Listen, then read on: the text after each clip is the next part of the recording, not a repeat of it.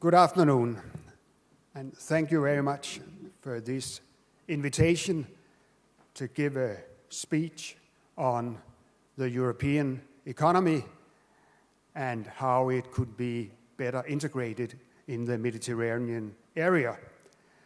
Well, first of all, I want to say that, my work is undertaken very closely with my colleague and good friend, Bruno Amoroso, who is one of the, fathers nearly to this conferences.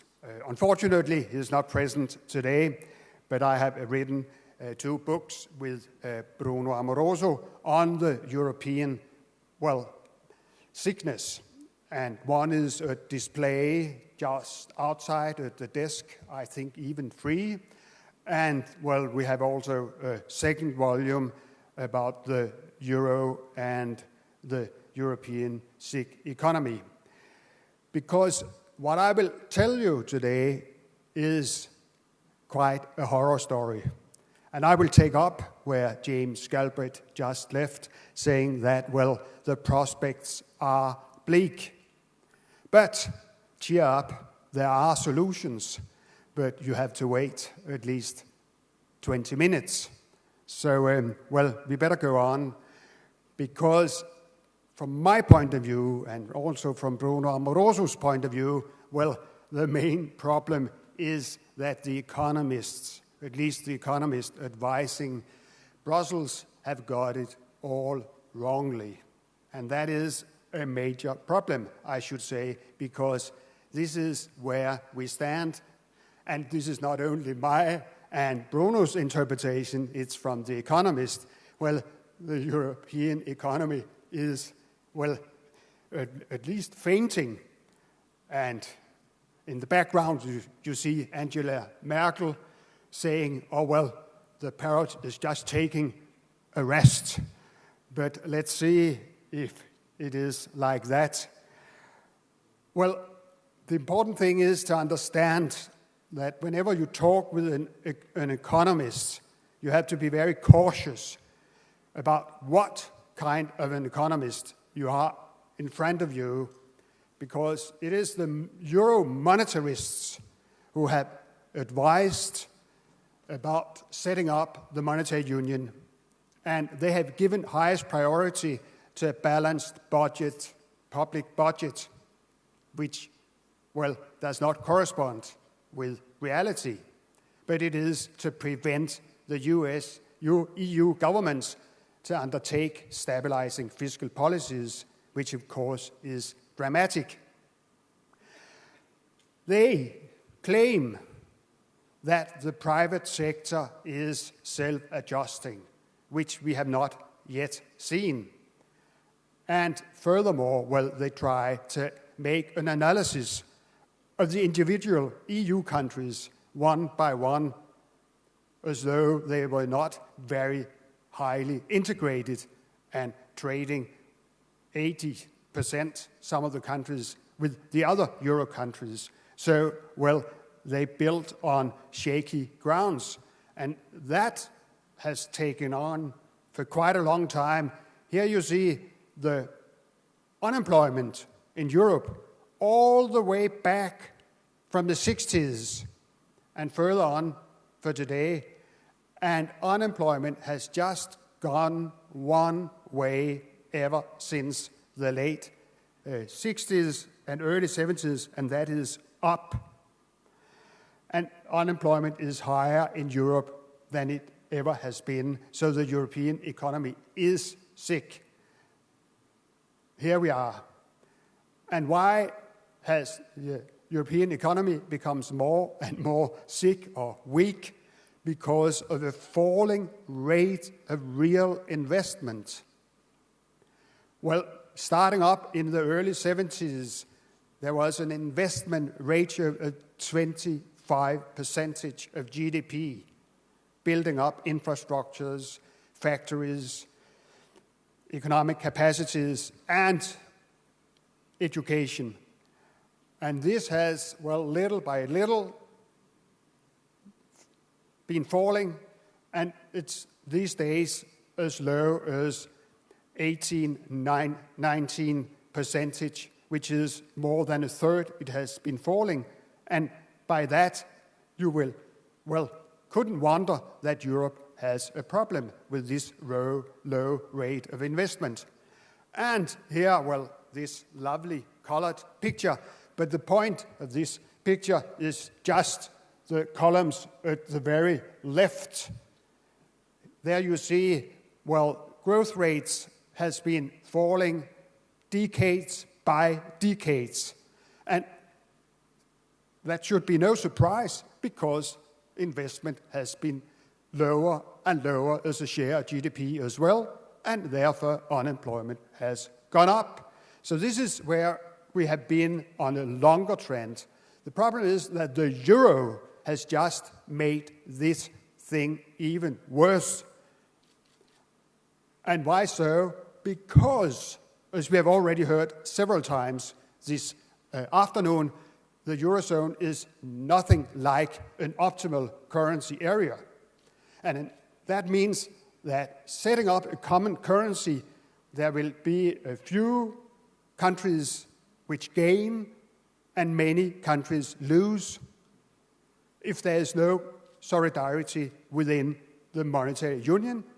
And demonstratively, there is no solidarity. It is a fierce competition, the survival of the fittest, and that we have a number of examples of. On top of that fierce competition and the survival of the fittest, due to the monetarists' recommendation, austerity policies are undertaken and has been undertaken for the last, say at least 20 years.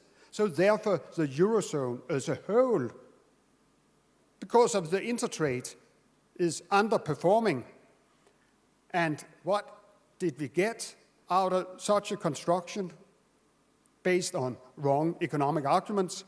We got slow growth, rising unemployment in Europe as a whole, as we have just seen.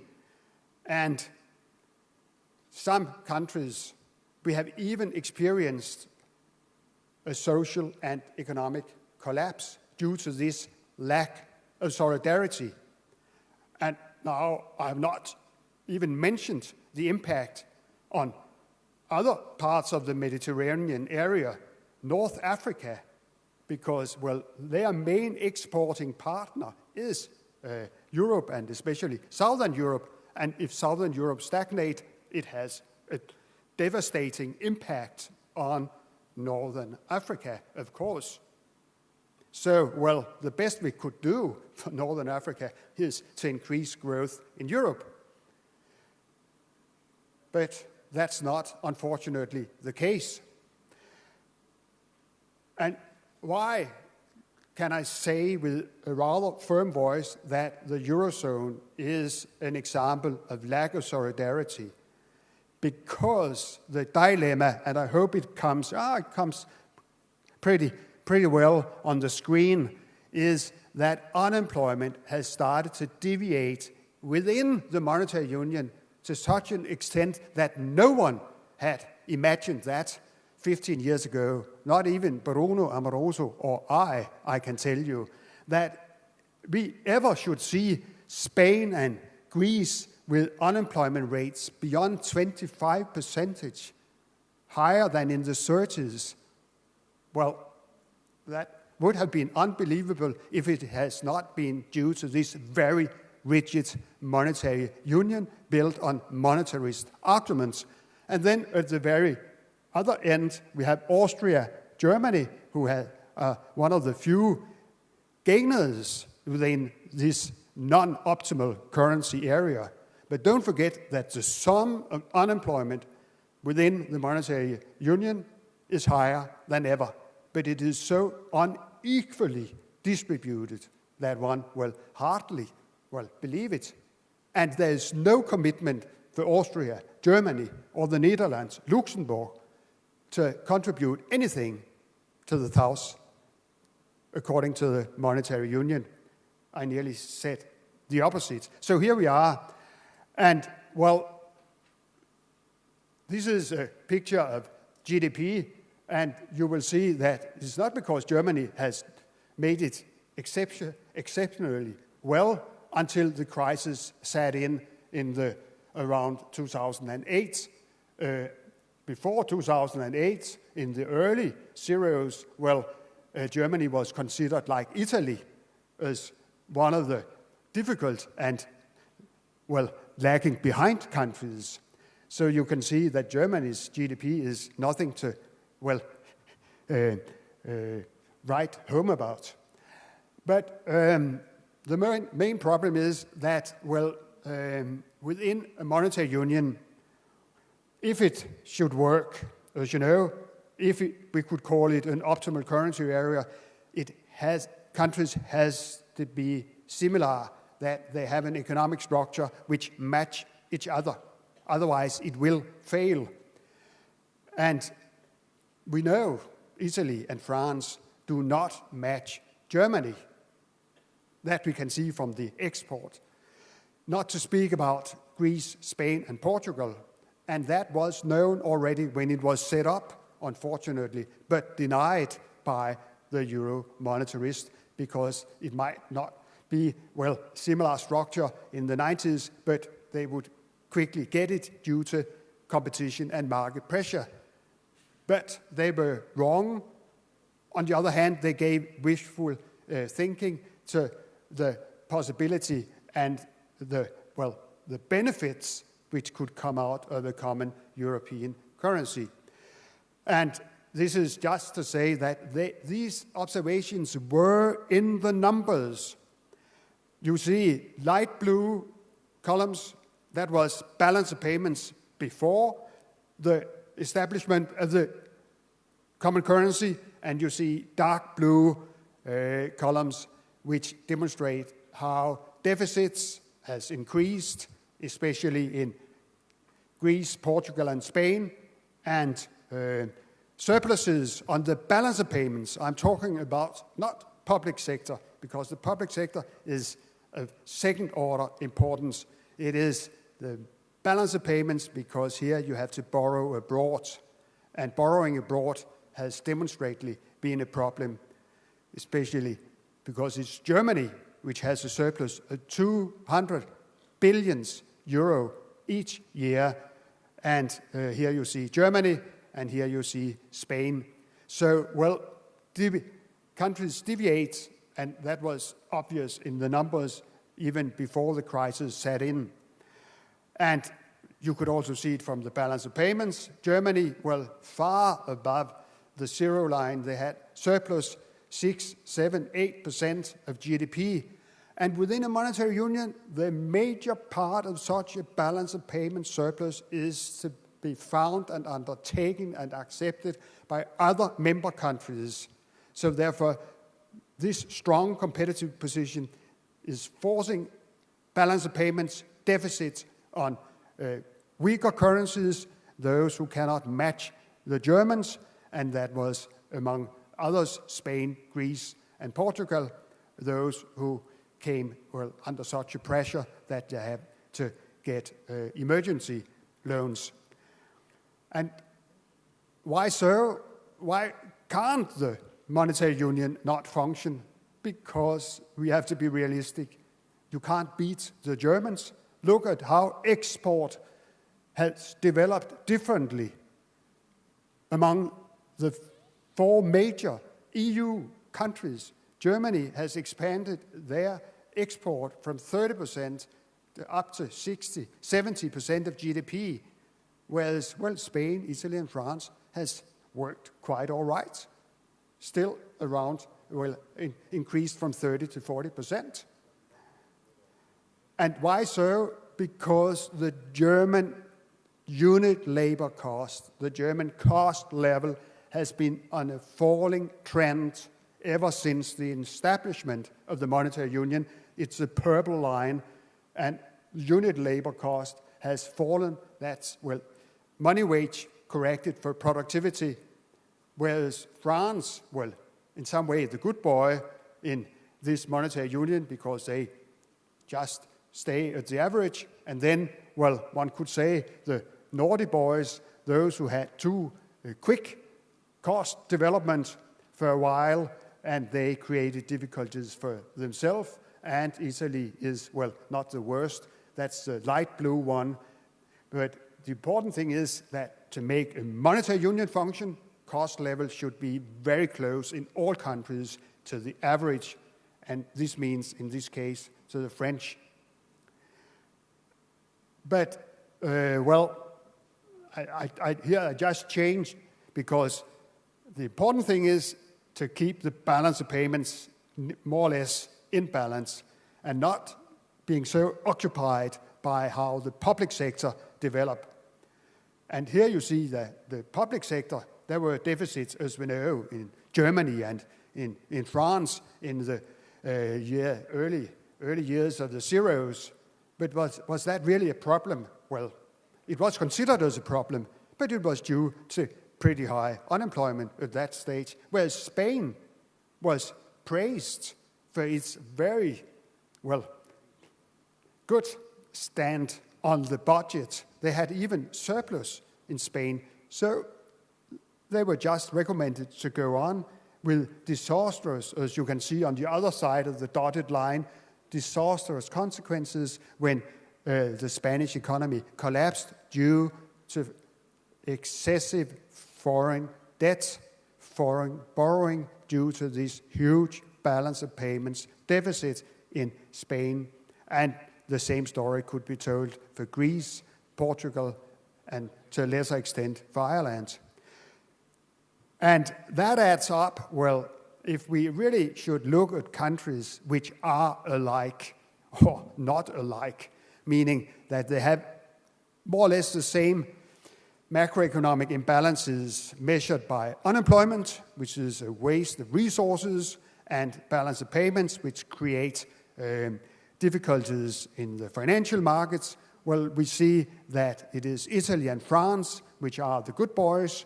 They have been rather stable in their imbalances, a little bit more balance of payments deficit, and then a little bit less on unemployment, and vice versa. Spain and Greece had not their economy under control, and Germany did not pay any attention to the other member countries within the monetary union. They were just following their own interests, unfortunately. So, well, my conclusion is that the monetary union has underperformed because it is constructed wrongly, premature, and wrongly. And that has caused, as we know, and has already been said several times, well, social costs, reduced welfare, and increased inequality in Europe, and as I mentioned, also with some of its trading partners, because of what I said, Northern Africa, first of all, could not export as much as previously. And this has also made Germany and the German way of thinking as the heavyweight in EU decisions. And the real problem, one could say, is that there is no viable solution really inside Europe because of the EU treaty. It has to be changed unless. So let's see what could be done. James Galbraith had already mentioned the so-called modest proposal for EU or Euro improvement, and I very much agree, and perhaps I would put a little more, pressure on the institution and say, well, why not ask Italy and France to challenge the German hegemony? Because they have the size and they have the economy, and they are a very important market for German export industries. Do they challenge? Because, the arguments that the Germans are wrong, unless looked upon Europe from a very specific German point of view. So, I hope that France and Italy could join forces and propose EU. I've called it Prosperity Pact. You could also call it Solidarity Pact. Well, I think both names are absolutely to the point. And it should contain nothing less than 300 billion euros of real and human investment each year to lift Europe up from this low level, which I demonstrated, where it is right now on approximately only 17% of GDP, up till, let's say, around 22, 23%. And that would cost around, or more than 300 billion euros, but that would at least be a starting point. And how could that be funded? Because the ridiculous thing is that public investment is a part of the Stability Pact and Compact restriction. Well, it could be founded, A, from a financial transaction tax, which is under its way, but in a much more limited scale. And then B, and here comes the solidarity, that some of the surplus countries, because if there are deficit countries, there are also surplus countries. And surplus countries mean, first of all, Germany, the Netherlands, Austria, to take the major. And as I said, Germany has a surplus of 200 billion euros each year on the balance of payments. So, well, it's not lack of money, but it is lack of solidarity which keep Europe lagging behind. And of course, it should be mainly directed to countries with an average unemployment. That could make the EU economy alive. Trust me, it could. And thank you for your attention.